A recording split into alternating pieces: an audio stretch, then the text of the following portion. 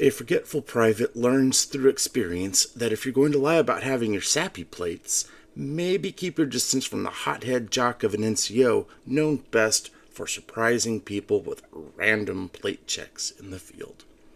A U.S. Army story. Story time, motherfuckers.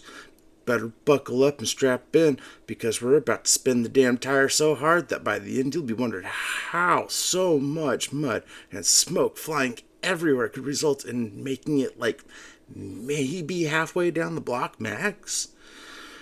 Now, if you've ever seen a factory or warehouse safety and compliance OSHA guy whining about eye protection penetration tests, dropping watermelons and hard hats from raised forklifts, or tapping on employees' boots with a hammer to verify the presence of a company-mandated steel toe, you'll know what I mean when I say that the same flavor of safety, compliance, and enforcement processes were pretty common to see during my time in the military. You know, like how a tiger shark and a nuclear submarine are the same flavor of animal. They both lay eggs, both shoot milk, and when sufficiently riled, both are capable of light to moderate acts of civilization-ending nuclear fire. I think that means they're mammals.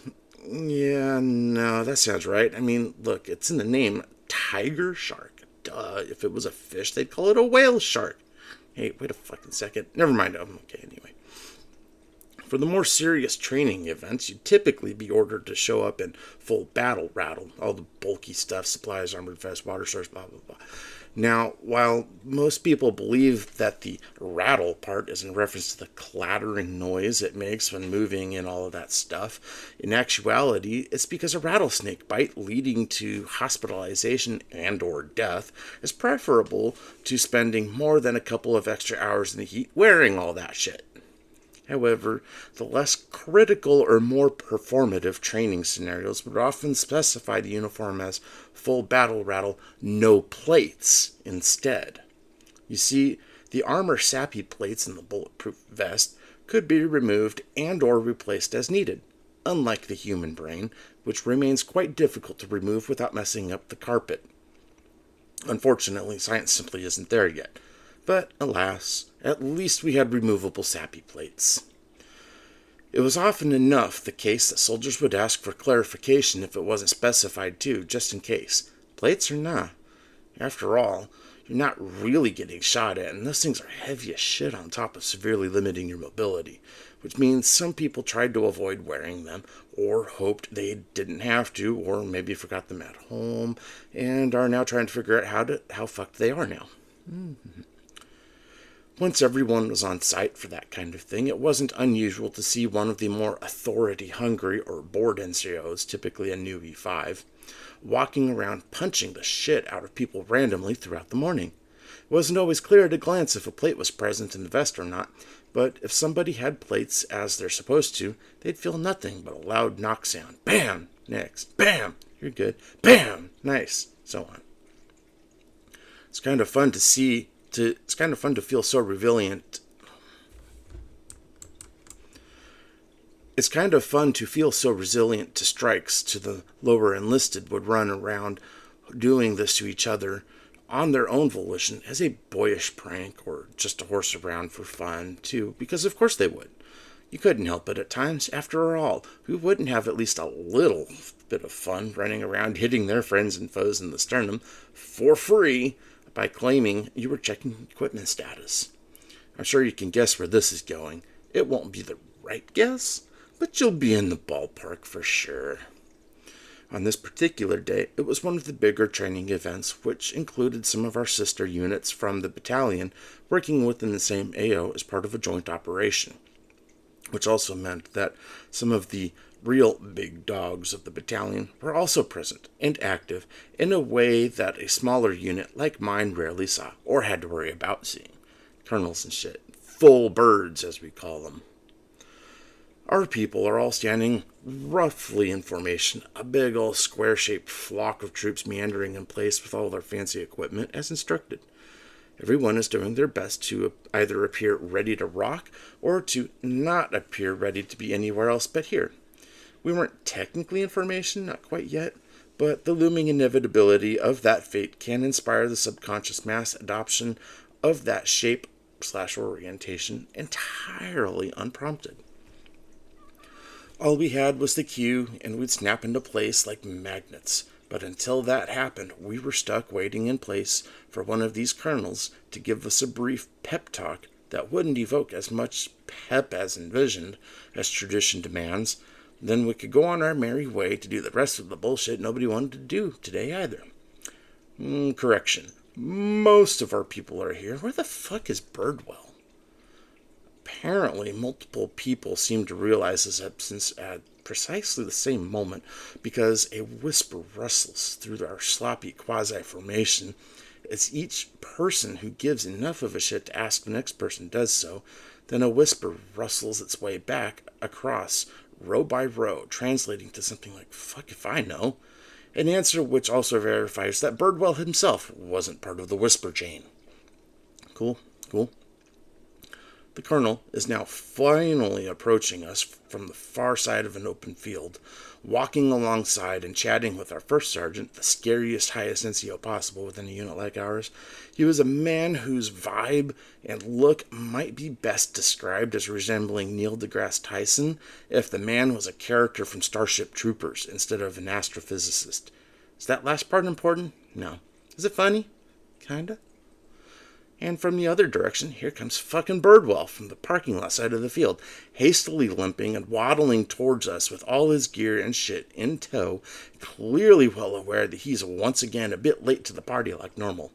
Hey, at least he's trying, I guess. Nobody is surprised. For all I know, the only reason anyone realized he was even missing is because they got suspicious about how few screw-ups he was making over the last hour. As a wise man once wrote, "Show me a completely smooth operation, and I'll show you someone who's covering mistakes. Real boats rock." If Birdwell was a boat, he'd probably be something like the Ocean Gate submarine, give or take a few billionaires. Accordingly, one of our NCOs breaks formation to better intercept Private Birdwell's chassis in the event of catastrophic implosion, but more likely just to quickly inspect him while they walk to make sure he's got everything he's supposed to, lest our whole unit look like shit if inspected. He reaches the dude quickly, escorts him back towards us while prodding and poking at his equipment with the mannerisms of a flustered hen, presumably while repeatedly referring to him as a soup sandwich or something. Our first sergeant and the colonel arrive back first, though, stopping in front of our faux formation prior to calling us to attention. We square ourselves away unprompted. We know what they're waiting for, though. They're both clearly aware of and actively watching Private Birdwell and his accompanying NCO as they make their way back to us, about 15 seconds too late to be technically barely on time, but neither of the two big dogs seems particularly irritated by the disruption, so they're probably going to let it slide without mention. And then, at the worst possible moment, only a mere 15 or so feet away from successfully making their way back into the group, the NCO appears to straight up punch the living piss out of Birdwell, seemingly without warning and entirely inexplicably, an open-handed haymaker thrown in a lazy arc, which ended in a diaphragm strike precisely where an armored plate would have been. Should have been, rather. The fuck? Birdwell immediately collapses like a folding patio chair, doubling over while emitting a noise which sounds like a fucking demented beluga whale, struggling emotionally on the set of a porno flick or some shit. Our whole formation lights up with the sound of soft gasps and wincing. Our reaction isn't just that we saw from what we saw happening, but rather because we saw the two big dogs seeing it happen. They couldn't have missed it, especially not with that sound. The fuck even was that, man? I still don't know. And we don't yet know what that means for the rest of us either, if anything. But, well, we all know it ain't exactly a great start.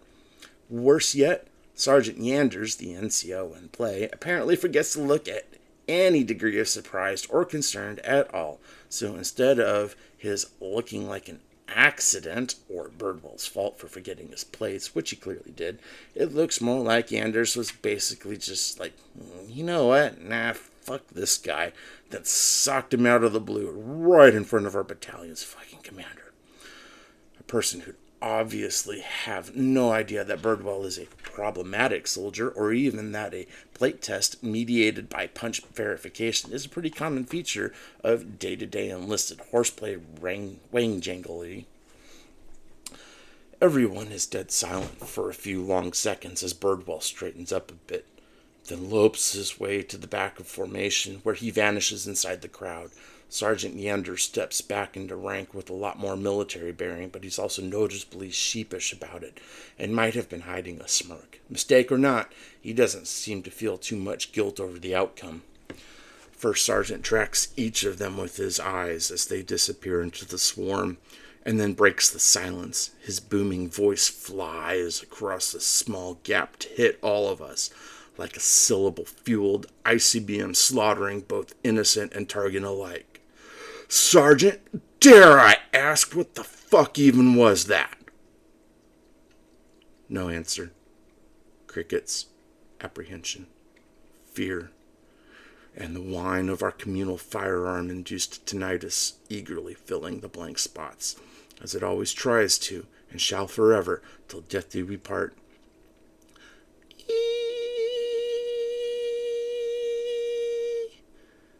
First Sergeant tries again quickly. Yanders, he warns. It's the same tone you'd use on your cat after you finally realize why it's staring so thoughtfully at a glass cuplet sitting alarmingly close to the edge of the countertop. Translation? Don't you test me now, boy, because I can and will end you. From somewhere near the middle of the formation, Sergeant Yanders finally replies, doing so in a humorlessly casual way. My bad, First Sergeant, he chirps, sounding basically identical to somebody who just got called out for almost accidentally pocketing a friend's lighter after lighting a smoke. Just an oopsie-doopsie. After a moment. Plate check, huh, he adds, helpfully. More silence. No further explanation comes. That's it, apparently. But apparently it's enough? First Sergeant's expression slowly shifts from annoyance to confusion as he stares daggers into our collective soul, as if to say, I cannot believe you motherfuckers. Eventually, he seems to decide that most of us were able to interpret what message his gaze was meant to silently transmit, shakes his head in obvious exasperation, then remembers where he is, and then calls us to attention like normal. Mostly normal. We snap to attention accordingly, each of us screaming internally. Why scream? He seems calm now, right? That's the problem. One of the scariest things in the military is to find yourself being called to attention in a strangely polite way by an NCO that you would assume should be super pissed. These conditions, many of you may note, are signs that a Category 5 smoke session is on the horizon. Fortunately, if there was a Cat 5 smoke storm meant for us that day, it either missed the mark or evaporated. I'd like to imagine it ended up drifting over the ocean to where a small group of innocent Cuban parking enforcement trainees would later get the shit inexplicably smoked out of them by a normally chill superior.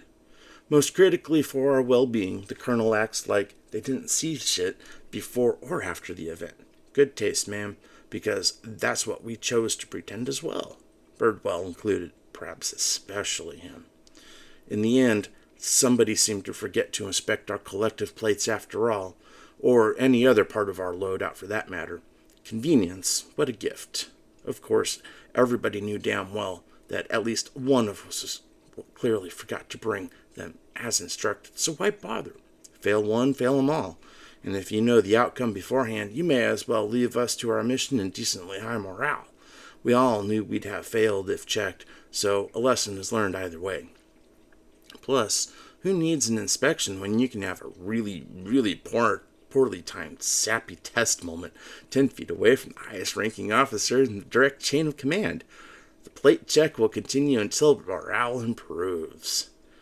Interestingly, he later tried to swear just once more to have believed plates were present in his vest, that he didn't know they weren't, and was therefore somehow blameless, only to then immediately abandon the attempted pity party redemption after being reminded that he didn't get sumo slapped as punishment for not having plates, but rather because he did. Took a bit of gear turning, but he figured it out. His thought process here was interesting to me. The excuse he crafted to presumably exonerate himself, but best instead unexpectedly justified his fate, and he seemingly didn't know it would do that before tactfully deploying it. Kind of fascinating, right? It can't just be me. It's almost like one of those object permanence kind of situations. Maybe what we saw that day was an act of incidental heroism? It's possible he wasn't the only one who would have gotten in trouble for forgetting items if he didn't cockblock a whole inspection by throwing his own corpse in the gears. Well, hell, it could have been me that day. I'm no soup sandwich man myself. I've had my French dip days. If so, I salute thou, Lord Birdwell. May thy bread remain laden with soup, and may thy soup remain, sandwich endowed? And if not, well, maybe not a salute, but thanks for making so many bizarre choices. You amused me even several years later. Bang! Plate jack!